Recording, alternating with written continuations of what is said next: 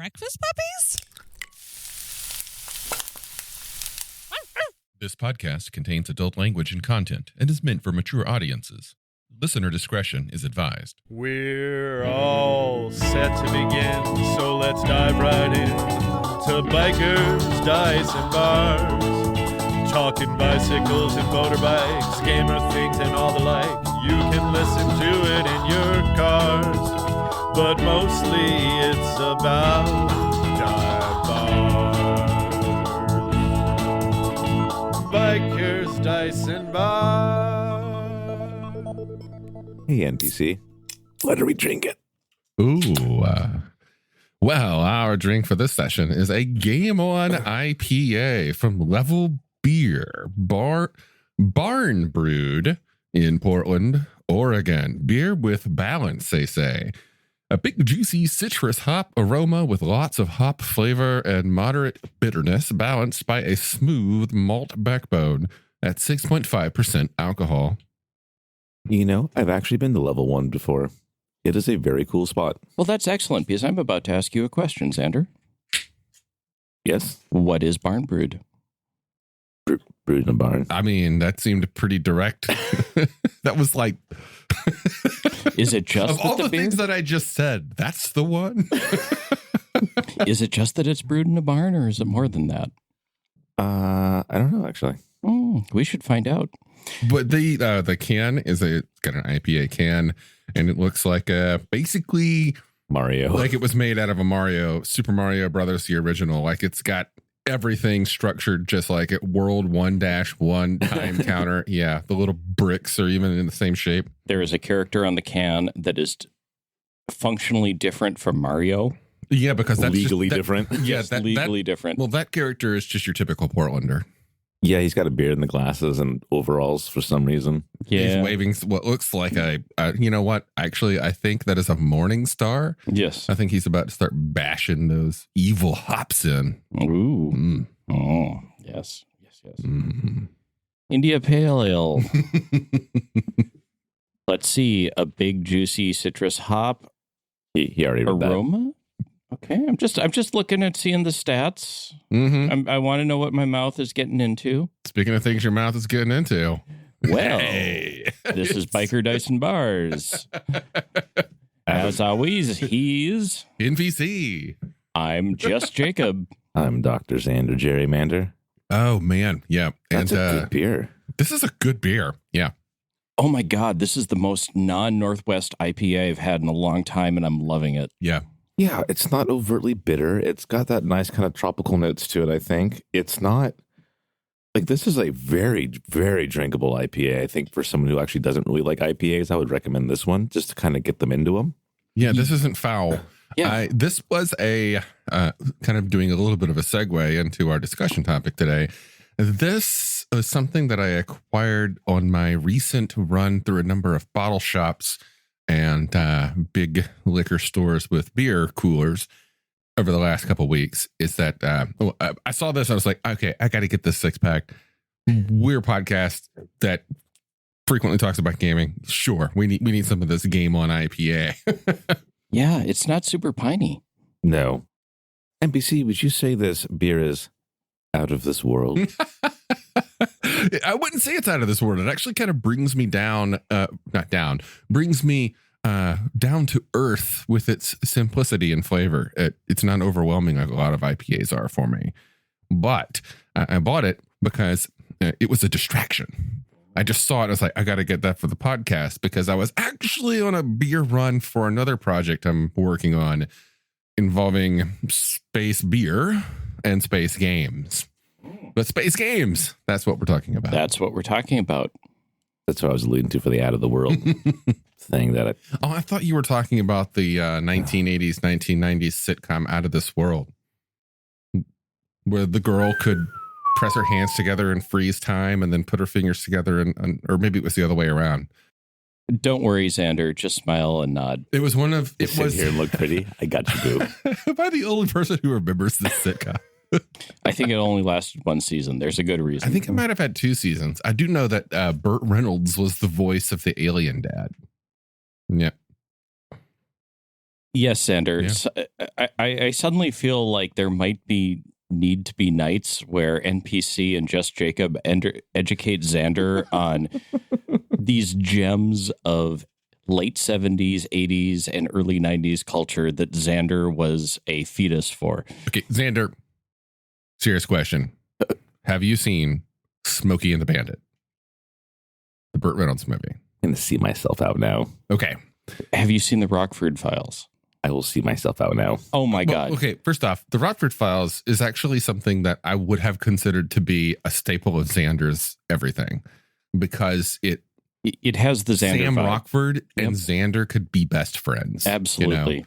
Anyway, Smokey and the Bandit is a movie that takes place in the 1970s. It was filmed in the 1970s about Burt Reynolds taking a speed car. What do you call it? A hot rod. A hot rod. While his buddy with a truck, they head on down to Texarkana and they steal a whole lot of Coors Banquet beer to bring to Georgia because it was illegal to sell Coors in Georgia at the time. Yes. That sounds amazing. So It's a fantastic movie and it's really fun. And it's also, I think, one of Jackie Gleason's last movies. yes, it actually is. Yeah. This future podcast idea, we need to watch Smokey and the Bandit and then have an episode where Xander fills in on his thoughts on the movie and we discuss the political history of regional beers and why that movie makes sense. That's a good topic. Anyway, back to space. Back to space. So, as everyone knows, we are gamers. We are gamers of all sorts. We play board games, card games, video games, role-playing games especially. But as of late, we've had a problem. We've become somewhat, especially one of our hosts, has become very addicted to space games. And NPC, I hate to say this, this is a surprise. This is actually an intervention. I figured it was. Yeah, and I can drink. So we that's need fine. you to An get intervention where he still gets beer, so it's the best kind of intervention. We need you to get honest about all the space games you're playing. And why? Okay. And how can we help? So I always come back to science fiction as my gaming genre of choice. You know, you can always run around through Middle Earth and stab some orcs, but that gets old. And almost every fantasy game out there, with a handful of exceptions, is the same damn formula. That formula for me just isn't as enticing in the long run. I always get bored with it. When it comes to flying around in space, though, there's just something that just satisfying deep down in the soul and the bones of flying around in a 3-dimensional Newtonian physics environment that's just so fulfilling, especially when you have, as I do, what is called a HOTAS system, or an acronym standing for hands on throttle and stick, where you have, the fully functional, basically not fully functional, more or less, but, simulated functions of cockpit controls. Do you think there's much more kind of infinite possibilities in a gaming world with space, just because just by concept alone, there's just infinite amounts of planets you can go to and everyone can just be a whatever? Like you were mentioning kind of Middle Earth and whatnot, like one planet could be a Middle Earth, one planet could be not. And just that just concept alone makes it a much more infinite and less kind of a linear gaming style. Oh man, well, at least when it comes to role playing at the tabletop, hell yeah. When your limits are the universe or the galaxy, there's so much more possibility there for imagination. And you can even take your imagination and allow more realism and expectation to structure that when it comes to a grander scale like that. Take, for example, fantasy worlds. Fantasy gaming world typically, for most settings, has how many intelligent races? But why would 6? But when you think about it, from a sociological standpoint, from a physical standpoint, there wouldn't be that many intelligent races on one planet. I mean, if you want to get down to the sociology of it, one of them would have conquered and murdered all of the other ones long before most of them gained sentience. I see you've also been to Earth. Like there would not be some elder race with some younger race. No, the elder race would not have allowed the younger race to exist because, survival of the species, all of that kind of stuff. So when you get to a fantasy game, you're like, oh yeah, I'm an elf and I'm a dwarf and I'm a dragonborn and whatever. You're like, okay, cool. Yeah, let's go into the adventure. We all getting along in this happy society. After a while, I'm just like, man, I do love that we're all getting along here. But some of this just... But you call bullshit. Yeah. With a galactic limit. You can have all of these peoples, but in different planets and different worlds. Some of them could have shaped these worlds to their needs, or others are just, eking by in these colonies that are failed terraforming disasters or whatnot. Just, again, the universe is the limit. Whereas with fantasy, it's more of your hand wave is the limit. Yeah, fantasy often really requires gods in order to hand wave away odd exceptions. Mm-hmm. I had enough God with my gaming in the 80s. So, there's a topic for a future time. So, anyways, so I'm asking this knowing full well the answer to the question. How many needles do you got in your arm, fat pal? Okay, let's go through a list. No, let's take a step back and explain why space games have largely taken over my life. Now, I've always been a big fan of science fiction. I always go back to sci-fi be it novels, be it television, movies, whatever, Firefly.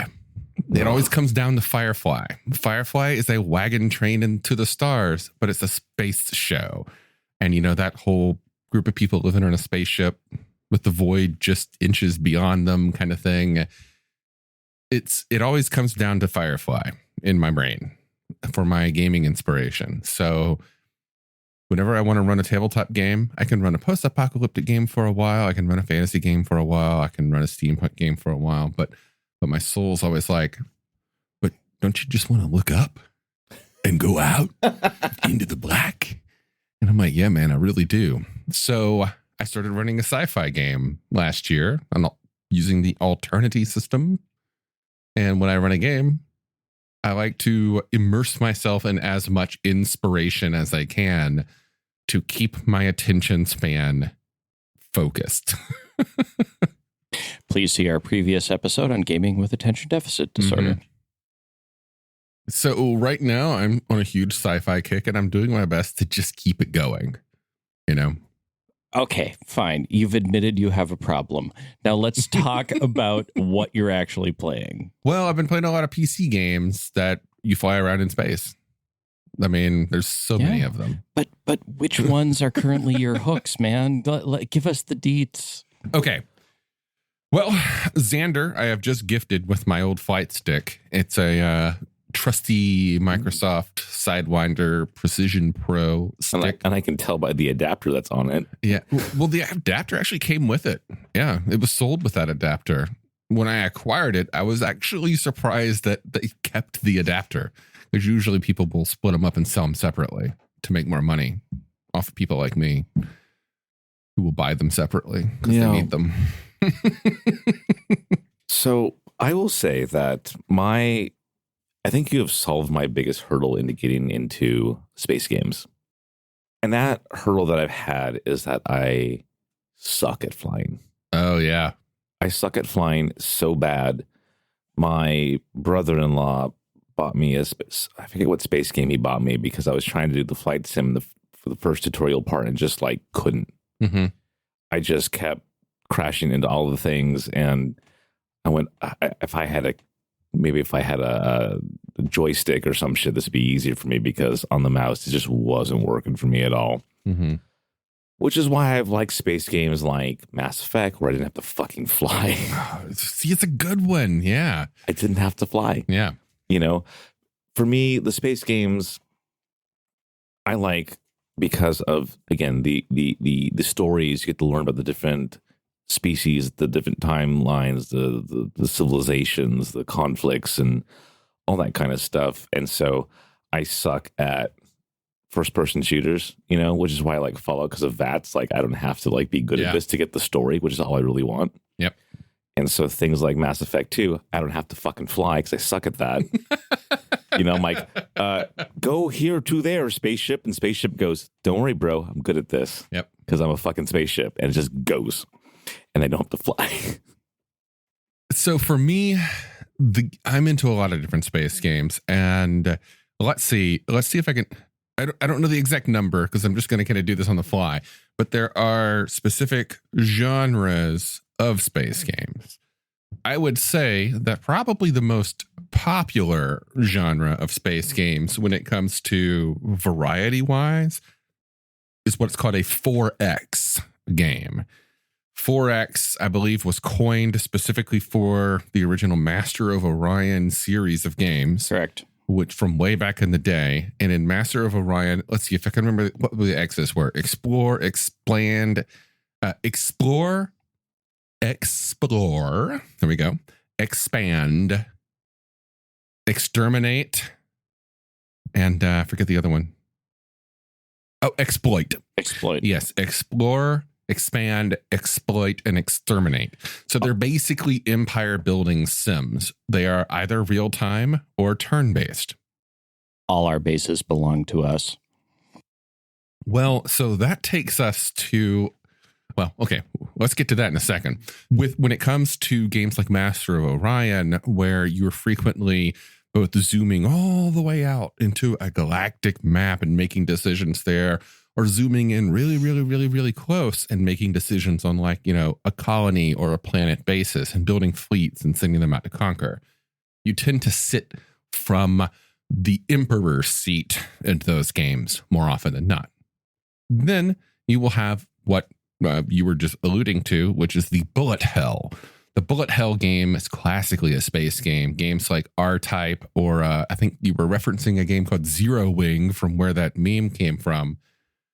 Gradius, but I think R-Type would probably be one of the most famous of the series. But there, essentially, you're flying a spaceship on a horizontal plane, avoiding bullets from the enemy spaceships, kind of stuff. I don't really play those. 4X games I can do from time to time. There's one called Endless Space that I'm just now getting into, and the possibilities are, shall we say, endless.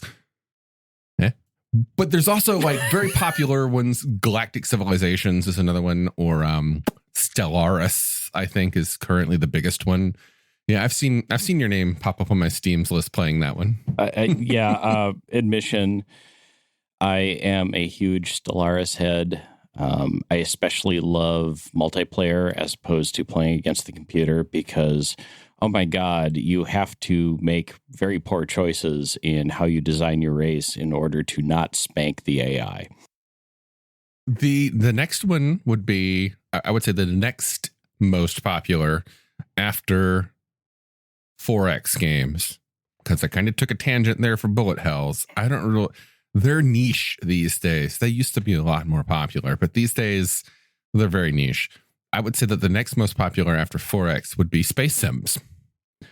And space sims are, well, there's a few different categories of space sims, but largely the general idea of a space sim is you're dealing with space physics. Mm-hmm. So instead of sitting in an emperor's seat, you're sitting in either the flight controller seat or the pilot seat, moving a ship or a group of ships around at a time.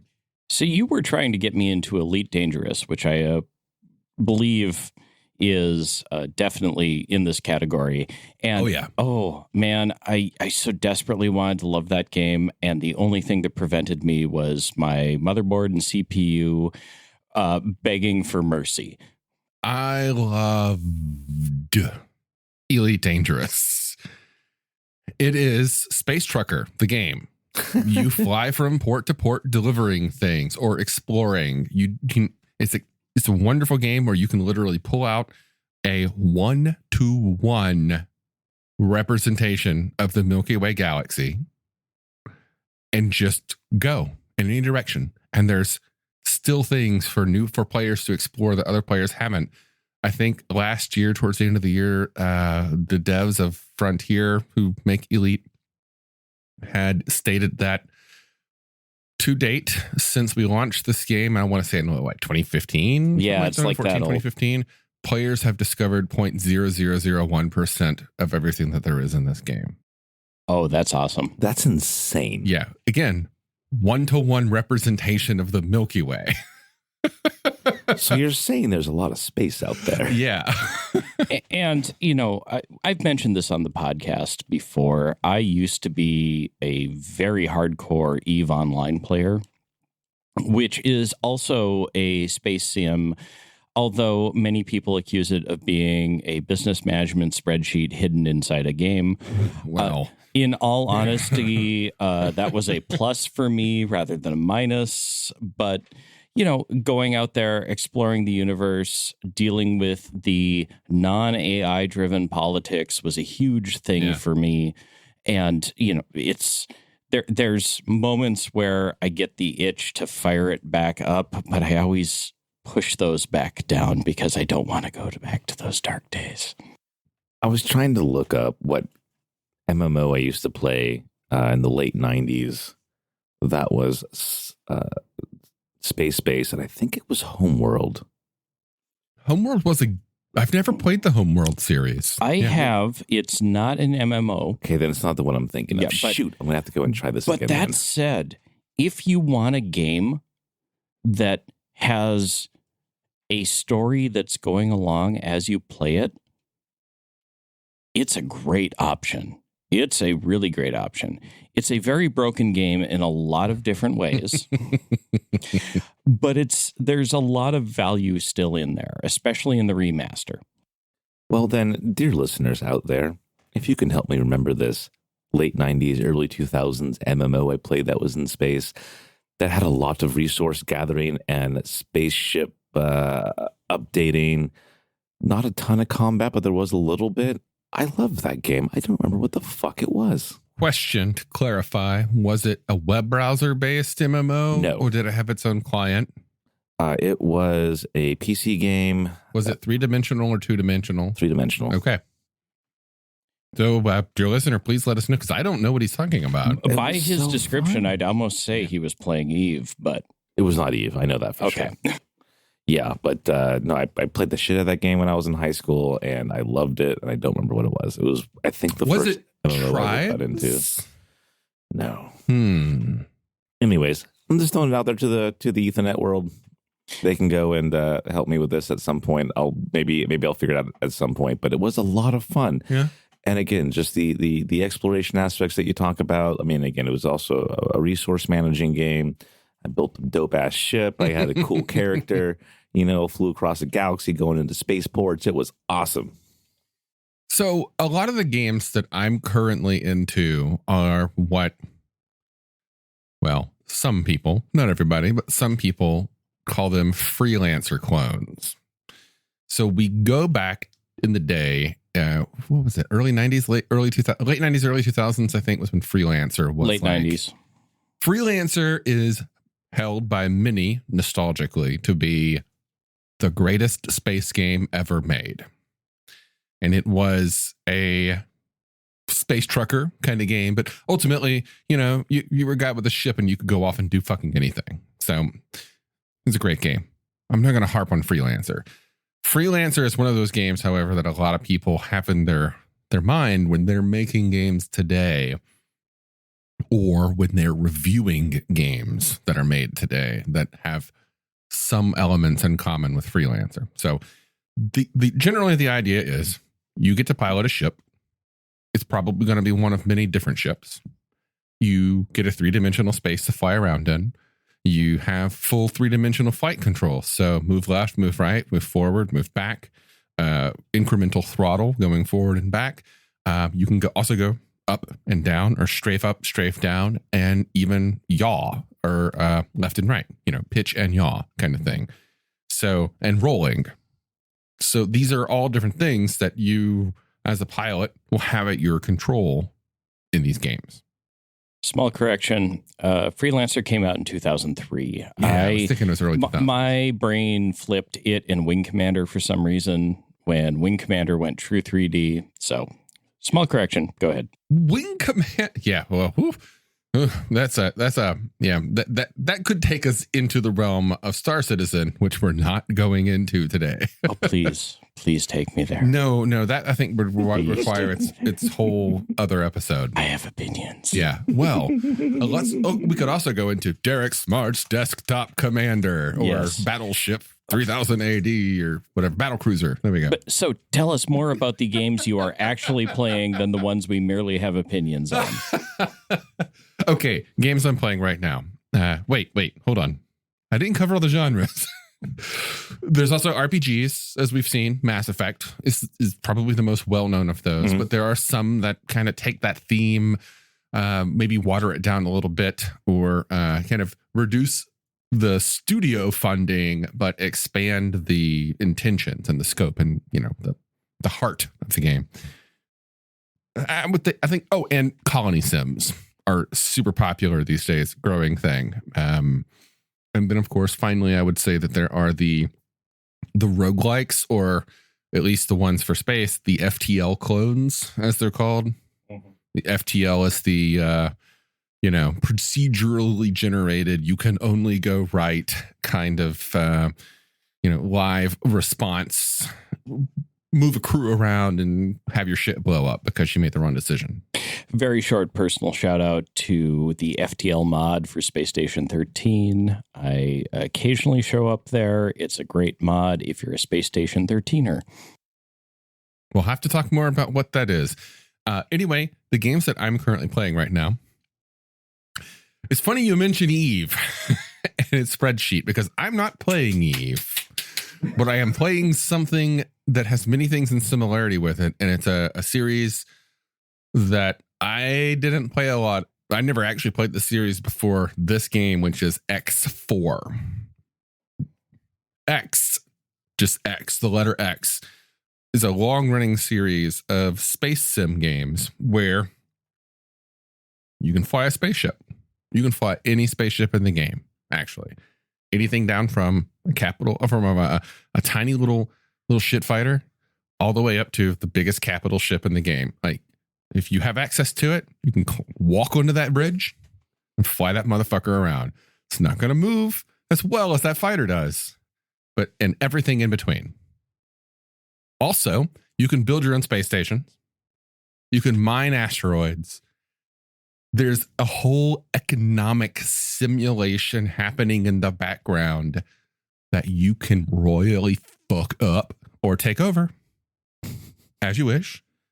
There are unstoppable aliens, or I'm sorry, more or less unstoppable aliens, but unfathomable aliens that you can't communicate with, that are coming to exterminate you, that could also fuck everything up. It is a galactic simulator, go forth and make your own story kind of thing, where the story comes through emergent play.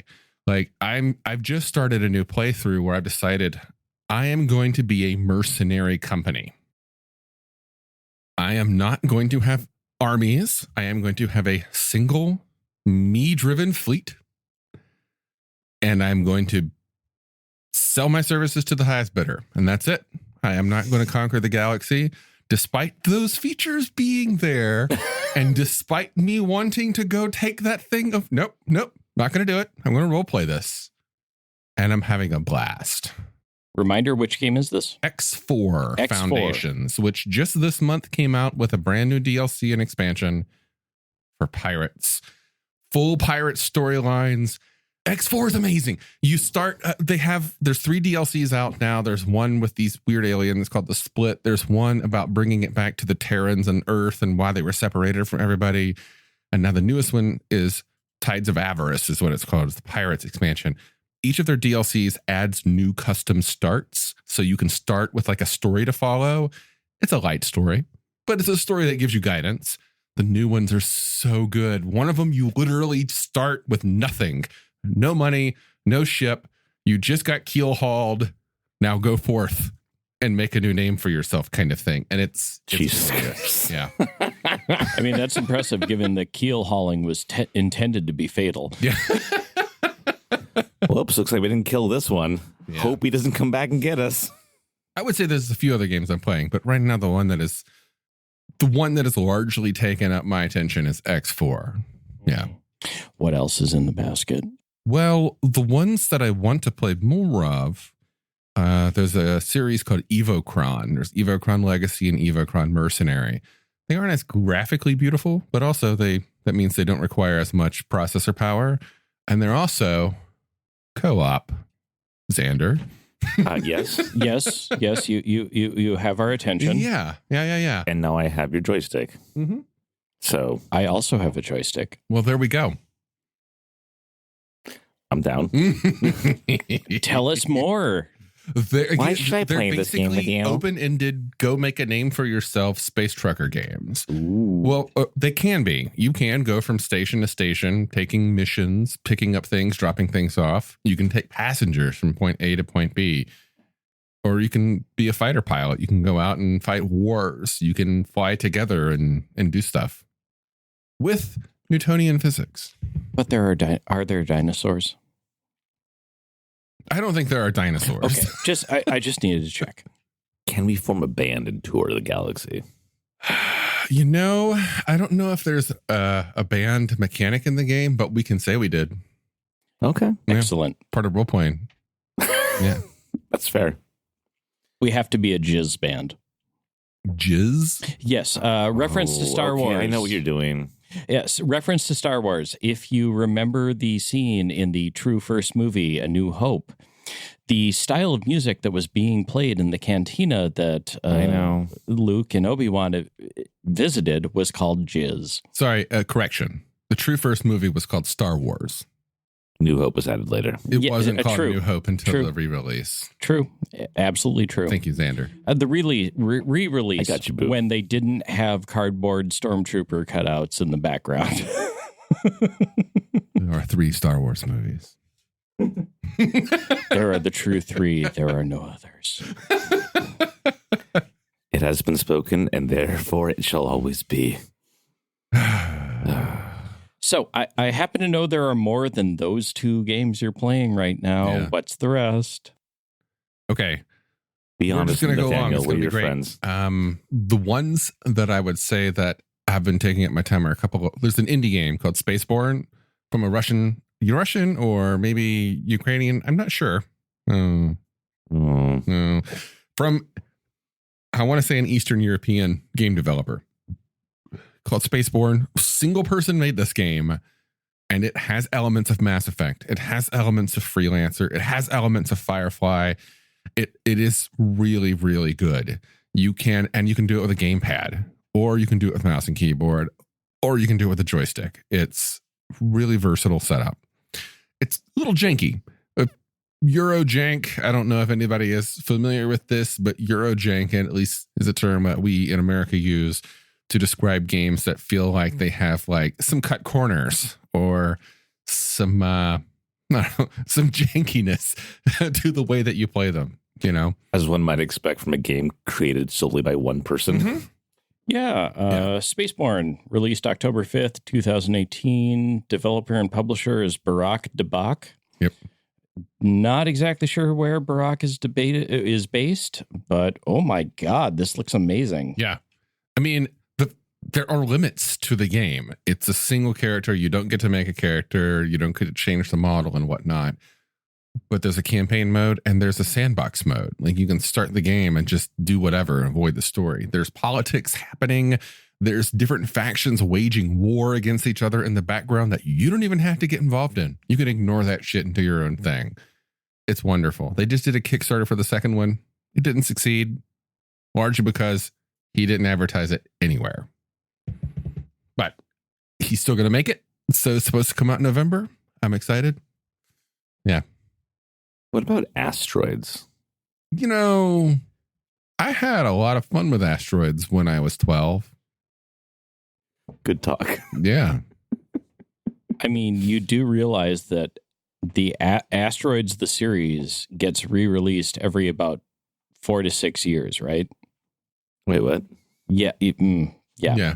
Yeah, There's a remake of Asteroids. You know, somebody's nostalgia kicks in. They're like, I'm going to do a remake of Asteroids. And suddenly they got another Asteroids craze. What about Space Invaders? Man, so my dad, I will blame my dad for my love of space games. Because when I was 4 years old, he would wake me up in the middle of the night to get on our Intellivision gaming system. Oh, Intellivision gaming and play system. Space Invaders, but he referred to it as space turkeys. Space turkeys. Thanks, Dad. Is Missile Command a space game? No. That's a nuclear war simulator. Okay. Yeah. Any Sometimes it seems like your cities are on a different planet. So one call out I wanted to put in here, because NBC was actually the one who introduced it to me. Star Traders Frontiers. Oh my God. Yes. I can't believe I forgot that game. Tell me about it, Jacob. So Star Trader Frontiers is a game about traveling the known universe, trading, exploring, and the game's actually very focused on politics, especially. It's one of the, I'm going to horribly mangle their name, Tice Brothers. I think that's how you pronounce it. Yeah. Projects. I should know because I've backed now 2 of them, including their new Cyberpunk Kickstarter, which, oh my God, is that thing looking amazing. You mean the one called Cyber Knights? Cyber Knights. Registered trademark from Palladium Games. Well, yeah. Fun fact, there's some issues around that. Okay. But anyways, you introduced me to that, and it, for a long time, was keeping me sane going to and from work because it's a mobile game. Oh, yeah. It is available on Steam for desktops. Evolution of a mobile game. Yeah. Because the original was the Star Traders Elite RPG, which is a mobile game. And then they did Star Traders Frontier on everything. On everything. Yeah. Its graphics are horribly dated. I don't care. Mm-hmm. Its systems are very complex. That's a selling point for me. Its UI looks horribly dated. I love it. And I travel the known galaxy when I just want to have a little downtime, when I'm in a lift or on mass transit, or I'm killing time before I fall asleep. And I explore the known universe, fight other factions, and try to solve political problems. I want to give a big shout out to the Trace brothers here, because Star Traders Frontier, I didn't back it on Kickstarter or anything. I bought into it when they were in early access on Steam. And I want to say they released like 2 years ago. Anyway, they have released an update to that game almost every fucking week since then. Yep. Like, once they launched it, they kept supporting it. I want to say that they have over 280 plus updates. Mm-hmm. And we're not just talking like, oh, hey, we fixed a color thing or, one line of code. It's like every single update that comes out has been almost an overhaul of the game. Absolutely. Like, we added this brand new feature that completely changes the way you can possibly play the game. And like, I went back to play it last week, having not played it since it launched. And it's like, what the fuck? One of my goals is actually to get an interview with them, because honestly, they are people who love gaming and due to some of their posts, obviously love drinking. And so they are of our people, and we need to talk to them just because they understand something that I think goes to all the games you've talked about. They understand that the core is an engaging play style for people and an engaging story that doesn't get in the way. And it's a game that you can play any way you want. You can start this game. You can start Star Traders. You can start X. You can start many of these games, these simulation games, EvoCron even. You can start it. You have a ship. You have maybe a crew. And you just like, okay, roll a die. I'm going that way. And when I get there, I'm going to roll a die, murder everyone, or trade with them. It's so open-ended. And then you're like, all right, cool. I'm going to start an international crime or Intergalactic International Crime Crime Syndicate. I mean, that's what I heard, and that's what I was excited about. Yeah, I'm going to start an Intergalactic Crime Syndicate. Oh, so you're talking about my Stellaris playthrough currently, where I am running a intergalactic crime empire. So I have this character that was from a RPG way back in the day that I ran. And she has since she started as just like a fucking fighter thief who had a lot of social skills. Anyway, she has become this character that I've turned into an NPC, and I use this name over and over again whenever I play a 4X in space game or something like that. And that name is Victriessa Partheni, Emperor of the Known Universe. And every time I'm given that option, I'm like, oh, this game allows this? Cool. She's going to conquer again. Yes. Any final mentions, NPC? Honestly, man, I got to give a shout out to the German developers of the X game. It's a company called Egosoft. They do a fantastic job. They are a very small team, but they are clearly passionate about what they do. And you know what? Their games are buggy and janky as fuck, but they love them. It shows when you play the game that this was made by somebody who was in love with what they were doing. And they're fully moddable. And the mod community for X4 is amazing. Special shout out to QWERTY on the Nexus for X4 mod community.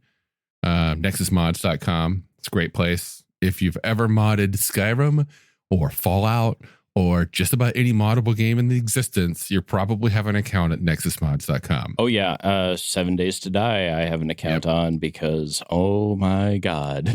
Yeah, everything. And the developers and the modding community have made that game there's a complete overhaul mod that changes X4 into Star Wars. Oh, a total conversion to Star Wars? Just saying, X4 is amazing if you're into that kind of thing. It's not for everybody. You know, some people are like, oh, you mean I got to deal with economics? I'm like, yes, there are probably some spreadsheets involved, but you don't have to. I'm doing a mercenary company. I'm deliberately not mining. I am deliberately not trading. All I'm doing, I'm getting ships, capturing them from pirates, bringing them into my fleet, and steamrolling the bad guys. Wait a minute. I can have a spreadsheet with my business flow on the other monitor while I'm playing this game? If you want, you never have to sit in the captain's chair ever. Excellent. You can, in fact, with their most recent mod on capital ships, they added personal quarters. So you can walk off the bridge into your personal quarters, open up the map, and never fucking leave it. Excellent. Closing thoughts, sir. If this is something that interests you, there are some curated folks on Steam who review these space games. There's people on YouTube that will play through these space games and talk about whether or not you might be interested in them. I will share some links to those curated reviewers and YouTubers. Space games have so much to offer anybody whose imagination extends beyond the atmosphere of the planet. And there's so many different ways to go about it. There are Star Wars style space fantasies. There are Star Trek style utopian space stories. Noble Bright. Yeah. Stuff like that. There's Grimdark, like 40K, and and everything in between. There's Newtonian games where there's no sound in space, and any thrust that you do will keep you moving until you correct that thrust. And then there's games like, Elite, which are basically World War II dogfighters with a space sim attached to them. The galaxy's the limit, the universe, maybe beyond, Earth and Beyond. Was it Earth and Beyond? Oh my God. I think it was. Because I played that one and I fucking loved it. I think it was Earth and Beyond. Oh, wow. I think it was Earth and Beyond. That sound. Yeah. Just suddenly was like, wait a second. I I played in the beta for that, and I loved it, and then it got canceled. Nope, that was it. Hell yeah! Oh my god, you were like one of the only other people I've ever talked to on this planet who remembers that game. Dude, I played so much Earth and Beyond. Mm-hmm. Could that have been where we first met? No, we met on LiveJournal. No, I mean like in the game. Oh, we could have. We could have. I'm just Yeah. Not the possibility that Well, I like. write fan fiction about it. Yeah. Above and Beyond, a great online MMO. Yeah. Yeah, okay. Yeah. As opposed to Space Above and Beyond, which is one of the best military sci-fi television series of all times. I will fight you on that. And much like Firefly, one of the best things that was ever canceled. Yep. Anyways, he's NPC. I'm Just Jacob. Dr. Xander Gerrymander. And we wish to invite you to fly with us in space. Absolutely. Join our Discord. Hop in, talk about some gaming fun that you may have had in space, or make some new gaming memories with us. Gamepad, keyboard, console, flight controls, doesn't matter. We'll play them with you. See you, Space Cowboy. Thanks for joining us, friend. We've reached the end of Bikers, Dice, and Bars. Talking bicycles and motorbikes, gamer things and all the like. You can listen to it in your car. The Bikers, Dice, and Bars. Bikers, Dice, and Bars. Bikers, Dice, and Bars. Bikers, Dice, and Bars. Yep. Now, here Check. Jacob. I hear a poppy. I hear a just Jacob. Watch your plosives. Talk for a bit at your podcasting voice. I love peanut butter. I particularly enjoy past, post, and present participles. Mm-hmm. I enjoy sharing peanut butter with platypi on the plateau above the pampas. That sounds quite pleasant. Yeah, it's very pleasant and really nicely on the palate. Platypus. You just got to do rails of peanut butter off of the tail of a platypus. On the Potomac. Mm-hmm. Or during a parade at Patagonia. Y'all are fucking awesome. I just wanted to say that. The last few edits I've had to do, I've almost had to do nothing. Excellent. Aww. Yeah. Fantastic stuff. Like It took us 4 years. the flow is good. I'm not cutting out pauses. I'm not cutting out stutters. It's good. I was sitting filled with joy as I was editing the last few. I was pleasantly pleased. Yeah. No. Yeah. Sweet.